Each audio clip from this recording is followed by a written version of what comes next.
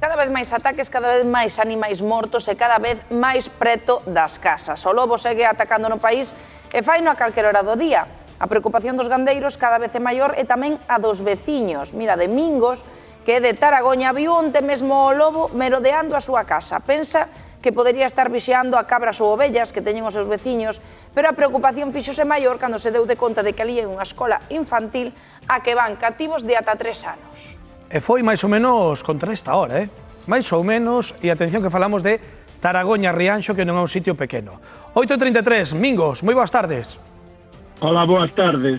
Como digo, foi máis ou menos a esta hora, non? Aí entra 7 e pico, menos das 9.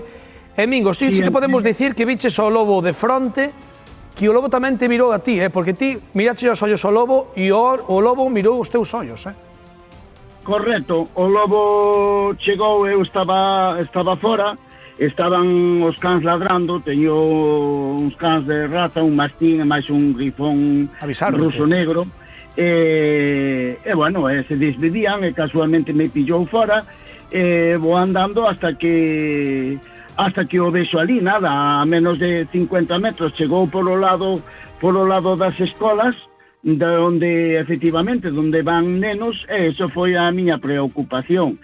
E tal, o lobo chegou en solitario, que, bueno, é algo raro porque os lobos suelen andar en manadas, e bueno, supoño que andaría ou buscando parella ou para facer camada propia ou algo, pero bueno, tal, chegou olfateando no chan, ao principio pensei que era un can, e tal, que se estaría esclareado, e cando se levanta e mira para min xa vin os rasgos que era un lobo, e bueno, un pouquiño de respeto sí que me puxo.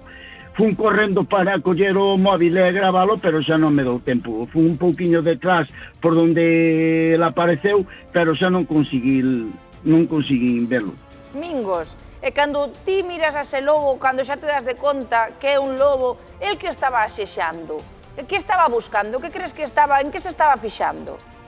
Pois non o sei, porque el chegou olfateando co hocico ao chan, non sei, eu teño un par de cabras ali na huerta, bueno, teño as cerradas con unhas vallas bastante altas, con malla ganadera e tal, non sei, realmente non sei, porque hai moitos anos que non chegan tanto abaixo, hai uns 50 e pico de anos que non acordo ver un lobo preto así das casas, fai moitos anos, sí, no monte de preto onde eu son, que dali é de 2 kilómetros, nunha aldea, pois sí que teñen chegado, claro, antigamente... Mingos, pero gustaríame facer remarcar isto, porque estamos acostumados a falar do lobo que baixa do monte e tal, pero que non coñeza aí Taragoña en Rianxo, falamos de moitas casas, unha poboación importante, unha parroquia importante, sí, que anda aí polo medio, estamos dicindo que ata aí escolas, escolas de nenos de ata 3 anos. Sí, é raro que ande tan preto das casas, de tantas casas, ademais.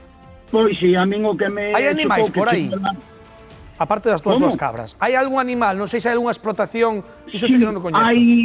Hai varios veciños que si teñen 8 ou 10 ovellas, outro ten outras cuantas, unhas 10 ou 15, si, hai varias, é unha zona que, bueno, cada un máis ou menos ten para comer as súas fincas e telas limpas, máis ben é para eso, non? E tal, si, hai varias explotacións pequenas, tal, pero bueno, pero sí, pero o problemático é que non debía de pasar nada. Pero chegou xusto onde está o colexio, onde van cativos de 3 anos, de primeira estancia, o seu aprendizaje, o seu primeiro aprendizaje.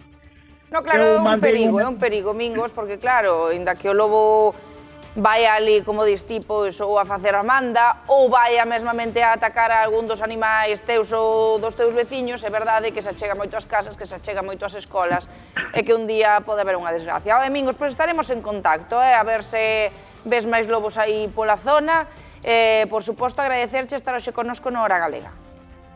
De acordo, gracias a vostedes. Graciñas. Unha aperta, Mingos.